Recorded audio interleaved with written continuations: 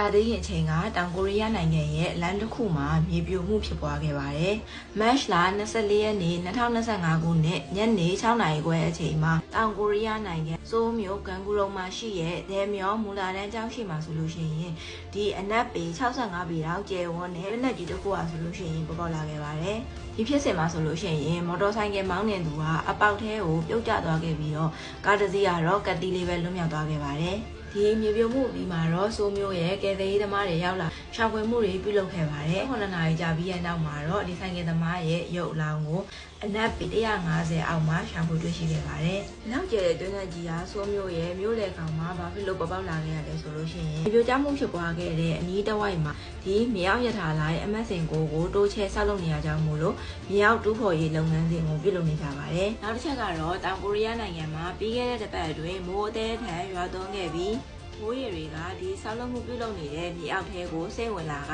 မြေပြိုမှုဖြစ်ပွားတယ်ဆိုပြီးတော့လည်းအားလုံးကခံမှန်းပြောဆိုနေကြပါတယ်။ဒီရက်ကတောင်ကိုရီးယားလူထုရဲ့မြို့ပြအဆောက်အုံတိစောက်မှုစံနှုန်းတွေနဲ့လမ်းပျက်စီးမှုတွေပေါ်မှာပုံမူပြီးတော့အာရုံစိုက်လာစေပြီးပေါက်ကြီးကိုတောင်ကိုရီးယားအစိုးရကဘယ်လိုဖြေရှင်းသွားမလဲဆိုတာကတော့စိတ်ဝင်စားစရာပါပဲ။